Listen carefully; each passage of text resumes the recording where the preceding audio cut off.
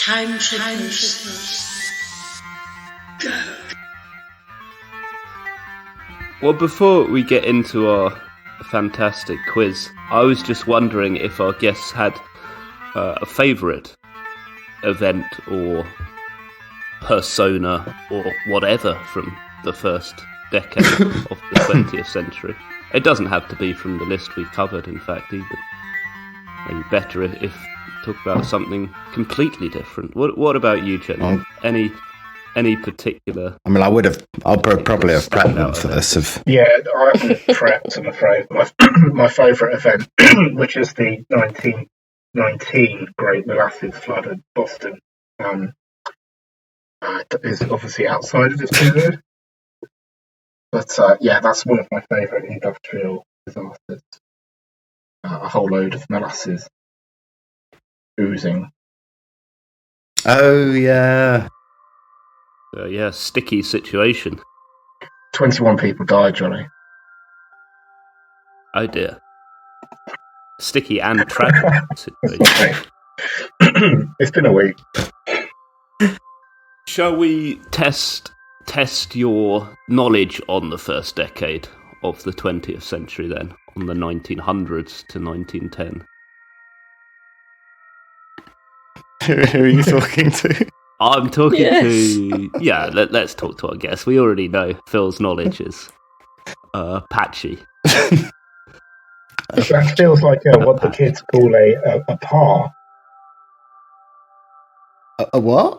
A par. It's a sort of a disrespect.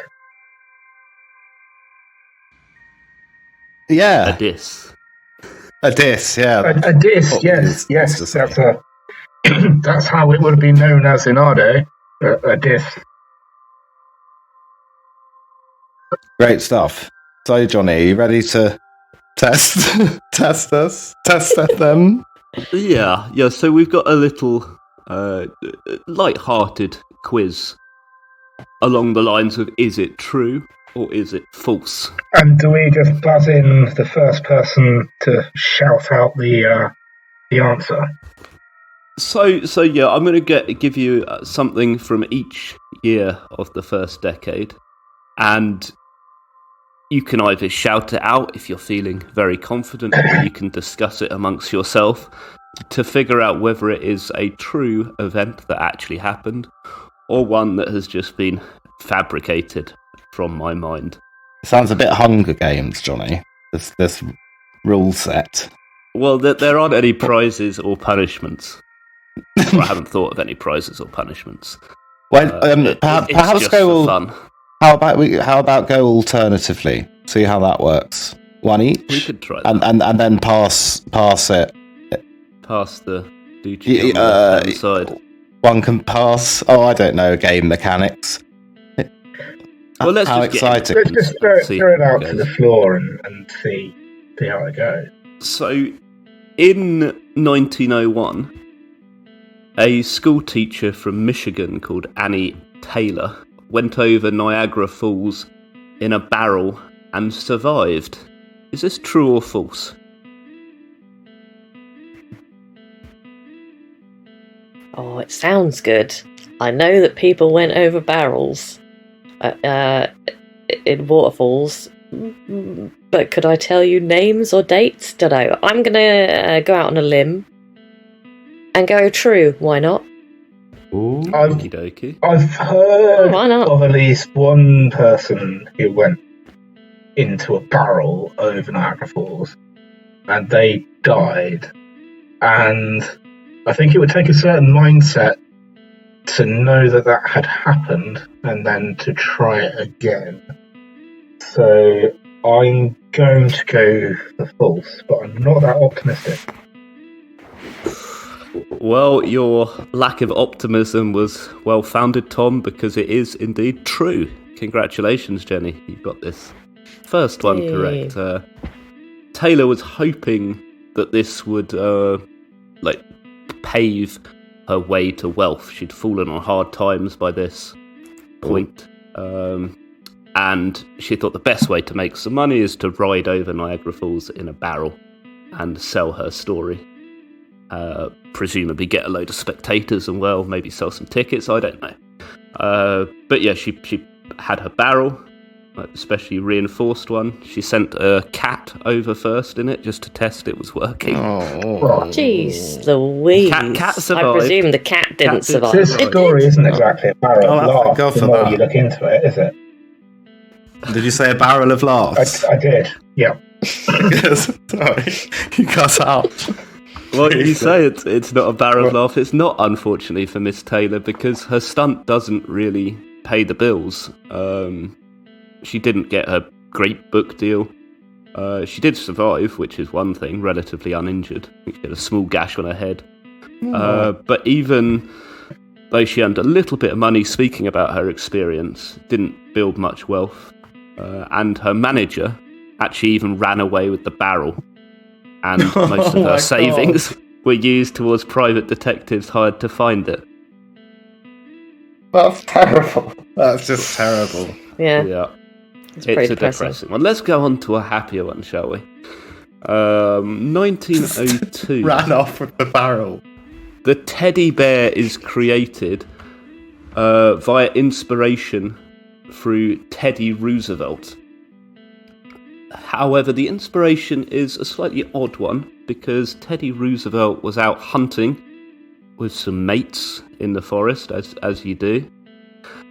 And he didn't catch anything. So to cheer him up, his mates found a young bear and stunned it and tied it to a tree and said, "Here you go, Teddy, shoot this, that would cheer you up." But Teddy, being a sporting chap, he said, "No, that's not fair, that's not really on," and he refused. Disgusted by the lack of sportsmanship in this, he refused to shoot it. There was, shortly after, a cartoon made of this, showing Teddy Roosevelt not shooting this little bear, and the bear was so cute that one guy who saw the cartoon decided to make it into a novelty stuffed toy. True or false? That's quite a long story, Johnny. Yeah, it's pretty detailed for something that isn't true. I mean, by all accounts, he was a bit of a shit, so I imagine he would have just shot the bear anyway.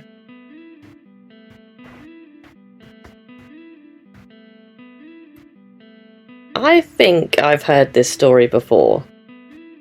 And something about him thinking a small bear was cute or not shooting a small bear for some reason. So I'm going to go true again. What he actually did to the bear will shock you. Getting your YouTube videos ready, I see. Okay. Tom, do you have a thought on this one? True or false? I'm going to go false. I think he would have just gone for it. He would have shot it anyway. He'd be like, "Oh, that bear is really cute. Its head will look magisterial upon a shield hanging above my fireplace." So the story is true. But Tom, you are almost right, because he did instruct that the bear be killed to put it out of its misery. But yep, the teddy bear came from Teddy's bear, which was What? So he did kill. He did kill it. He didn't kill it. No, he instructed someone to. So hang on. So is it true or false? It's true. It's true. The teddy bear did come about through Teddy Roosevelt refusing to shoot a bear. He made someone else do it. That's nitpicking, but yes, he did make someone. No, it isn't. All right, on to the next one. On to the next one. This is already causing controversy. You're not even playing. There's a lot of animal abuse. Yeah, I heard this isn't going to be. Let's hope the next one is. No, you should see the next 30 years of time trips. An animal can barely die without us popping up in the time machine to do an episode. Oh no! We did save one animal from Baby Hitler. abuse. The horse. The horse. Oh, You saved the horse. 1903. Oh yeah, Baby Hitler never aired. 1903 sees a prayer duel to the death between Islamic leader Mirza Ahmed and Christian evangelist John Alexander Dowie. Both of them claimed to be some sort of second coming of Christ. But Ahmed, he was thinking that his second coming of Christ would establish the final victory of Islam on earth, and Dowie claimed rather to be the version of Christ that would destroy all Muslims. So when they heard about each other, they announced this Prayer-Duel in which God would reveal the truth by killing whoever was the liar first. I really hope this one's true, John. So this is like a prayer slam. Or false. I really hope it's true. Or you just made up a really offensive... So they're having a prayer off. They're both praying really, really hard. Yep. For the other to die. Oh, I see. That's the bit I was wondering about. I was like, how do you have a prayer off to the death? It's because you're... Right, okay. Bit slow there, sorry. Sorry, is the question true or false? Did one of them actually kill the other through the power of prayer? The question is just the concept of... Because I think I know the answer to that death, one. True or false?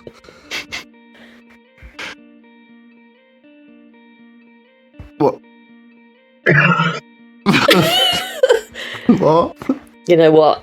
It's just... I'm just going to say true again because it's completely insane. Yeah, it seems so, far-fetched, but I think one of the reasons that we all love history so much is these incredible stories that sort of stretch the limits of imagination to the limits, and the things that people do. Oh, gosh. This is indeed one of those stories, and it is in fact true. They did have a prayer-off, of which Ahmad won, because Dowie died in 1907. But perhaps Dowie's praying was pretty good, because Ahmad died just a year later. And how long after the prayer-off did this take place? So the prayer-off was 1903. So it took 4 years for the results of the prayer-off. Okay. And it's Dowie and not Dowie. Out. But I feel that's important. I think it's Dowie. Or Dewey as a middle ground, perhaps. Dowie. Pronounced Dowie. Some pretty lax rules, aren't they? There's some lax rules, like let's have a prayer off to see who can get God to kill the other one, and then you just have like an indefinite amount of time afterwards for that person to die. Yeah. Ages, because I feel like that's quite an important factor. I'd have to get back to you on that. I assume they were both middle-aged. My source for that is me. History repeats itself. History repeats itself. History repeats itself. First as a tragedy, then as a The old one farce. this time, in the 60s. Repeats itself. But in fact, Ahmed, he was the older one. Anyway, onwards and onwards. 1904 sees an audacious rare orchid heist led by a group of professional thieves led by one Thomas Kreuter. And they broke into the Salzburg Botanical Garden, dressed as fumigators and a policeman, to stop an outbreak of aphids, and in the process managed to steal the entire collection of rare orchids. True or false? I think I can believe that. One, we know from history that flowers can be extremely expensive. There's the Dutch business. I never quite know the truth of that. But I think disguising yourself as a fumigator, it's just a sort of a play on the wearing of a high visibility tabard and having a hard hat and a clipboard, which will get you in anywhere. So I'm going to get the sound logic here, Tom. Very sound logic. Yeah, that's a good argument. I'm going to say false, just to create some drama, basically. Rubbish. Don't believe Jenny, it. You are on fire. You've spotted the sneaky lie in here. This never happened. It could have done. It could have gone down, but Jenny, you're on the roll. there is no record in history of the Salzburg Botanical Garden being raided by professional thieves. 1905. Sweden and Norway briefly go to war for 2 days due to simmering resentments over Sweden's apparent domination of their union. It ended in a stalemate. There was never really much fighting, but the union with Norway was repealed and the two modern-day countries were formed. True or false? I believe that's true. Because I'm pretty sure I know that happened. I know Norway became independent in 1905, but I don't know if the state of order was declared. Okay, so in fact this is false. Because although the union was dissolved in 1905, it was a peaceful dissolution. There was never any fighting.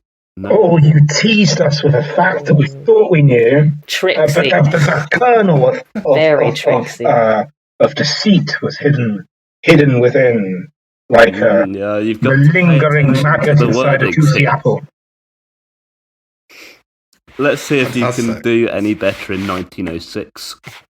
So 1906 sees SOS become the international standard for Morse code distress signal, being short for Save Our Souls. It was first agreed upon by the International Radio Telegraphic Convention. Is this true or false? SOS.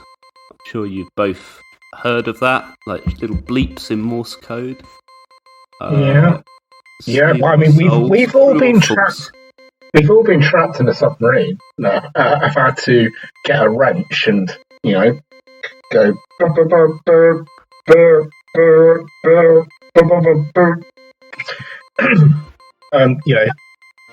Is it ... or is it ... Whenever I've been trapped on these submarines, I've never been entirely sure, so I just do both. Yeah, if you keep doing it, it's pretty much the same, right? Yeah. Yeah, I think SOS or OSO, someone's gonna pick it up. Yeah, if you just went SOS for long enough. Presumably somebody knows that you're missing on this submarine as well, and is looking for you, unless you've just taken one out for a joyride. Yeah, it's obviously not a Chinese military sub then, because no one comes looking for you. Then that's very topical. I've missed this topical news story, I'm afraid. Yeah, it's a bit too cutting edge, wasn't it? To play with fire with. Anyway, I'm enjoying this. I'll continue. Decision time. SOS. All right, 1906. Is this going to be one of those things where it's tricksy? Where, what did you say the body was that decided on the name? The International Radio Telegraphic Convention. Is it going to be that it's the International Radio something else convention? And I don't know, Jenny. Tell me. How good is your knowledge of International Radio Telegraphic Conventions at this time? Be the order of the words. Yeah, I bet that's exactly what it is. Yeah. 7. 1905, and you'll be like, you're such knobs, you didn't know that, and we'll feel really embarrassed and ashamed. And well, that's the aim of the game. Is it fair to say that the last question has lost both of your trust a little? Perhaps. Sod it. I'm going to say true. Why not? Let's do true. I'm going to say true just because Jenny has been right the last, how many it's been. So, well, congratulations. Wow. It is true. The International Radio Telegraphic Convention did establish SOS as the international standard for Morse code. However, you may have heard that it was called right. Here we go. Save Our Ships. But this is apocryphal. It's merely a distinctive sequence, and it's not an abbreviation. So true and a little bit false. I saw you coming. I just didn't see from which direction. Yeah, I went for the very boring organisation name instead of the rather more obvious SOS standing for something else. SOS, for example. If everyone thinks it's Save Our Souls, like, when does it just become that it is Save Our Souls, even though that wasn't what it was originally? Right? It depends who you believe.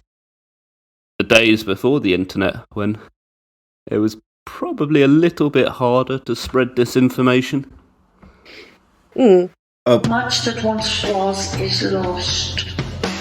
We are time trickling, for I can see what is to come.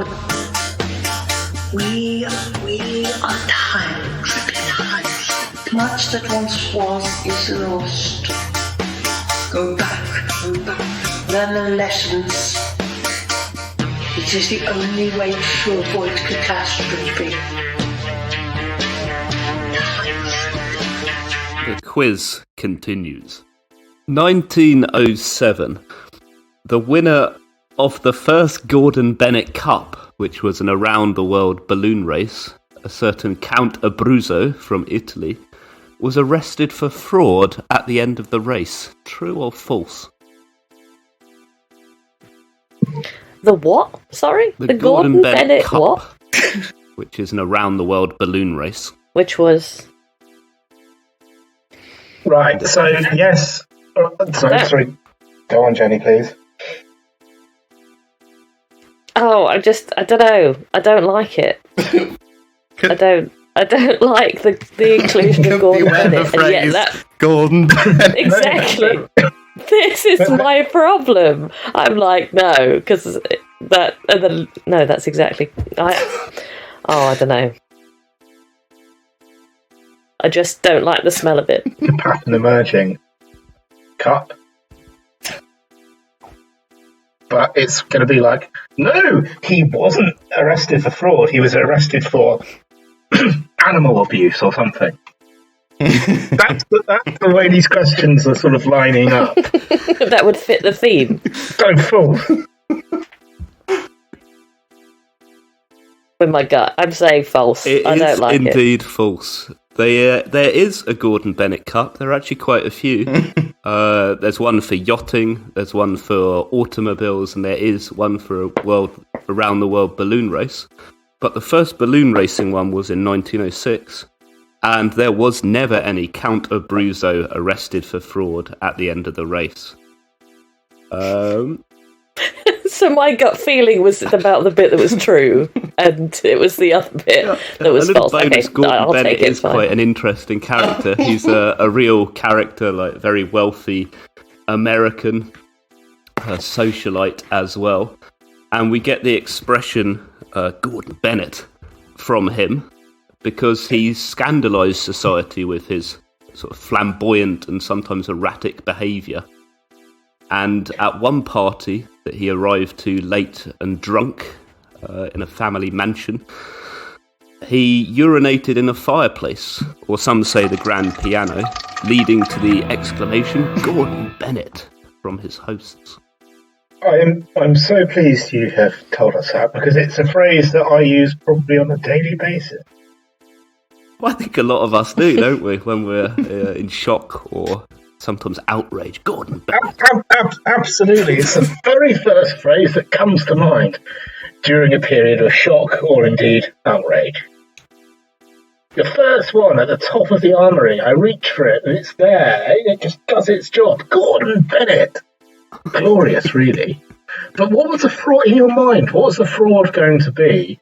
Was it that he had defrauded the race? Perhaps he'd taken a shortcut, like some of us used to do on cross country. Now I'm in my PE teacher mode, of course. None of that. I'm doing the full hog. Or had he taken the race to escape some fraud he'd done in a desk-based scenario, perhaps in the bank or a firm of accountants? Yeah, I was angling towards the latter, but I leave this up to your own imaginations. Okay. 1908, something called the Tunguska event, which was the largest impact event on Earth ever in recorded history.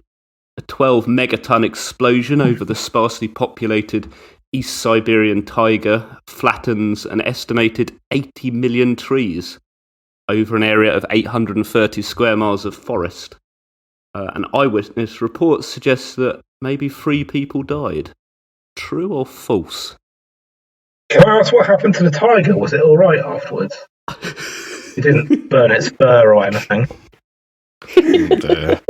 The tiger was, as I mentioned, flattened somewhat, but oh, for God's sake, Jonny! There's always dead. There are often dead animals in every episode. Actually, thinking about it. Can we just clarify for? I often animate them. For Phil's sake, the tiger is also like a flat area of wooded forest in Siberia. It's not. Well, you should have pronounced it properly. Tiger.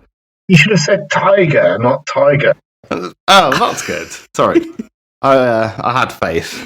I believe you're stalling for time. Was the Tunguska event the largest impact event on Earth in recorded history? True or false? I have a question. What does impact event mean? It's a good question. An impact event is because technically where like a meteorite slams into Earth. So we're saying that this is the biggest one, i.e. bigger than the one that completely wiped out the dinosaurs, We're saying it's the biggest one in recorded history. Oh, okay, so that's a bit before recorded history. Unless you're a Christian scientist. What does recorded history mean, though? Because what if the dinosaurs had their own oral traditions, which haven't survived? Then it's not been well recorded. Dinosaur cave paintings. That sounds painful. It's not been okay.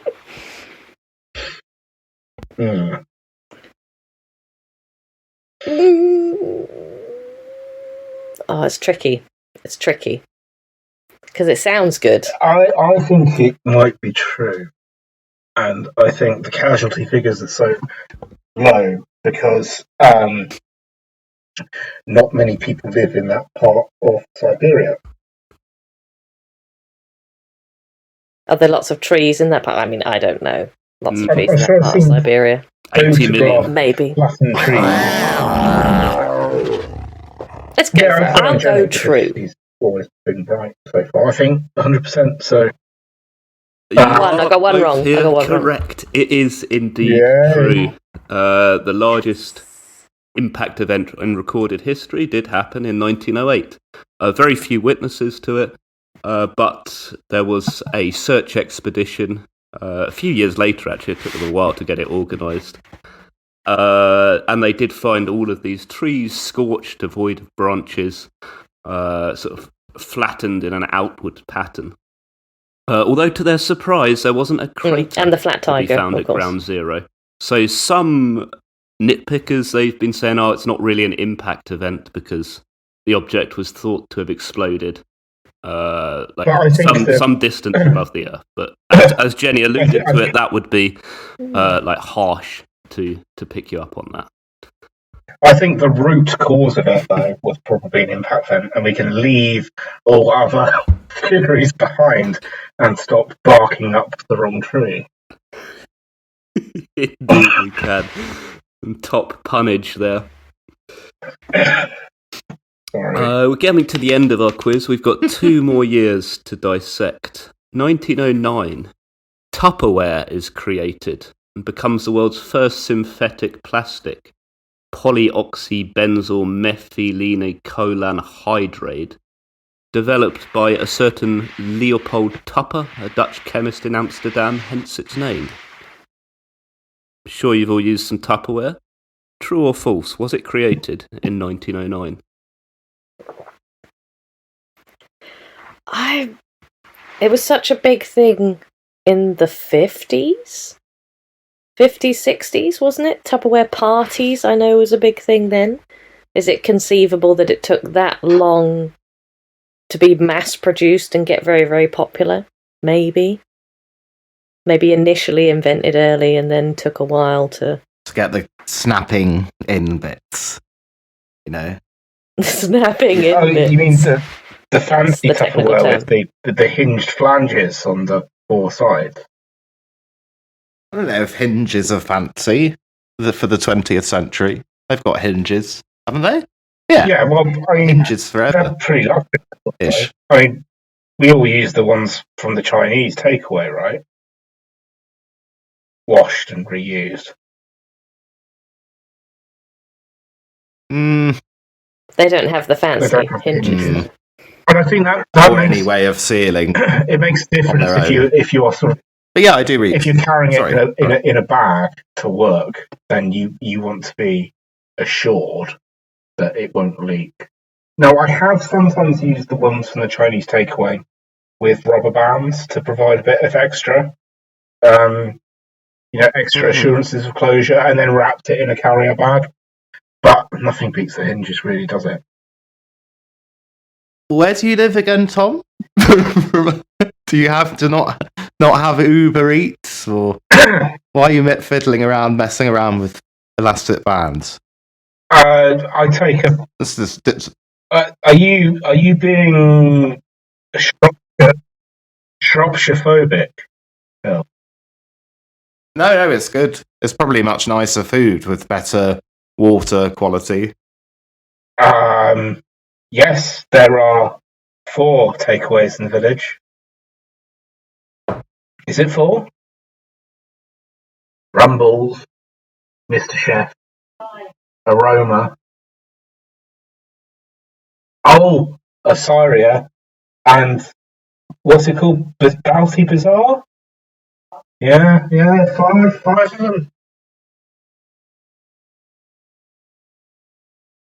I mean, of course, we all went to the same university for our undergrad back in around 2008-9, and that's when those names sound like they're from. Like Papa G's, Lovely Sniff. Mr.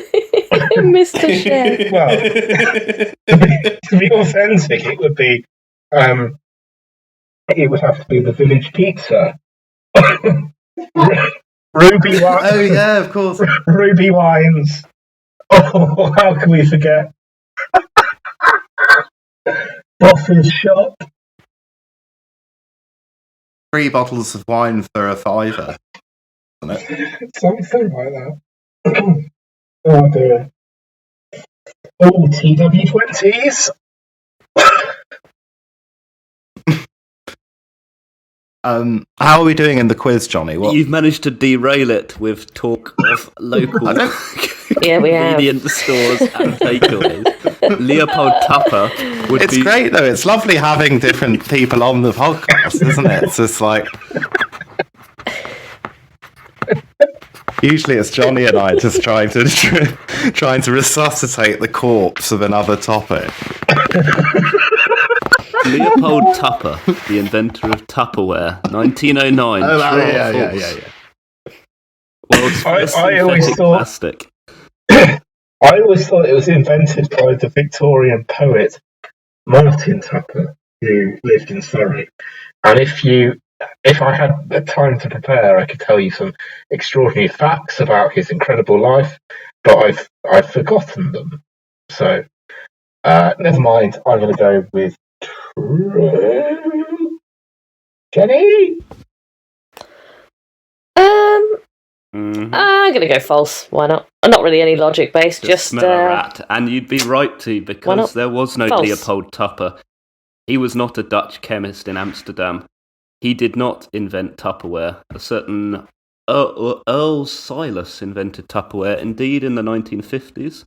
1909 did, however, see the world's first synthetic plastic, Bakelite, come into being. See, Got to be careful. That often contains asbestos. But it's encapsulated. Really? Yeah. So if you don't Does it? sand it or cut it with a power saw, you'll be more or less okay. Yeah, steer clear of Bakelite. Blimey. Go for Tupperware. Is that the sort of orange thing? Dish. It's like I had a telephone that was Bakelite, I'm It's, sure, when I was I a think- kid. Yeah. It comes in many colours. It's often like brown. I think it can be coloured a variety of colours depending on what dye you add to it, and it is brownish. Yeah, don't worry about it, guys. You'll probably be safe. It's one of the less noxious sources of asbestos that you can encounter. Well, we don't want to give people on a false daily information basis. anyway, because this is a history podcast. Not Yeah, a chemistry one. I can't provide legal advice, but just stay clear. It's apparently just for balance. Most American manufacturers phased out asbestos around the mid-1980s, which is nice. Good to know.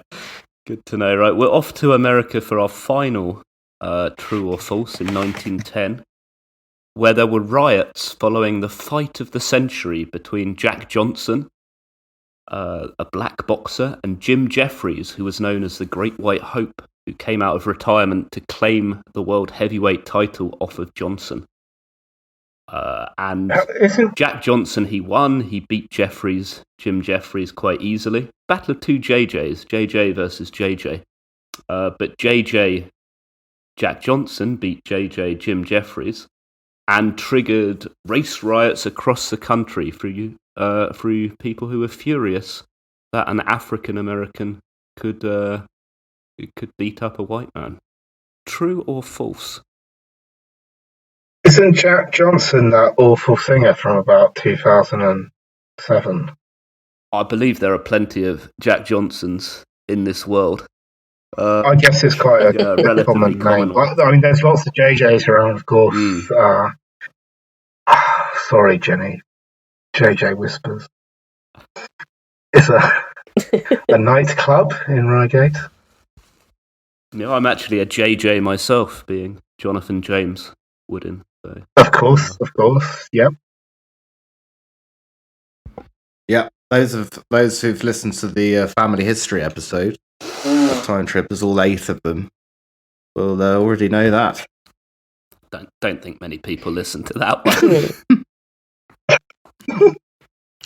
Even though it's one of the best, if you ask me. What's the next one? That's it. Is that it? We haven't answered yet. We haven't said yet. We haven't guessed. I think the double JJ. I think you'd make an effort not to have them both have names that were JJ if you made it up. And it also, America's super racist. So, true. Faultless logic there. I think you'll agree. Yeah, I would have gone the same, I think. I think the JJ, I think Johnny likes JJ, like JK Rowling with her love of alliteration. I think it's designed to fend us off the scent. So, I'm going to go with true. Mm-hmm. Well, you both can pat yourselves on the back. This one is indeed true. The first race riot in America caused by this fight of the century. The first race riot? First nationwide race riot Of that I should century. say, that broke out in multiple cities. Probably there were plenty of race riots, like little small ones, localized ones, but yeah, first one, nationwide race riot. And yeah, that is the end of the true fact or bullshit quiz. I haven't been keeping scores. Phil, were you keeping scores? No. Were you keeping scores, Tom, Jenny? I think. I know I got Jenny one wrong. definitely That's won. right. I think Jenny definitely quite won. a large margin as well. So congratulations, Jenny. Yay! Woo! Thank you. I owe it all to listening to the Time Trippers podcast. Hey! You are not taking your mission seriously enough. Imperial euphoria, death of Queen Victoria. Not all people mourning her, not for sure the conqueror. Scores their tactics, not the fight. Concentrated caps the night. There go Orphan Wilbur Wright, escaping on the first flight. Big Kill, Devil Hill, meddling Winston Churchill. Kinds of warning by the bed. Later on an army led. We have to start the podcast because the world is burning and we need more learning. We have to start the podcast because the world is burning and we need more learning.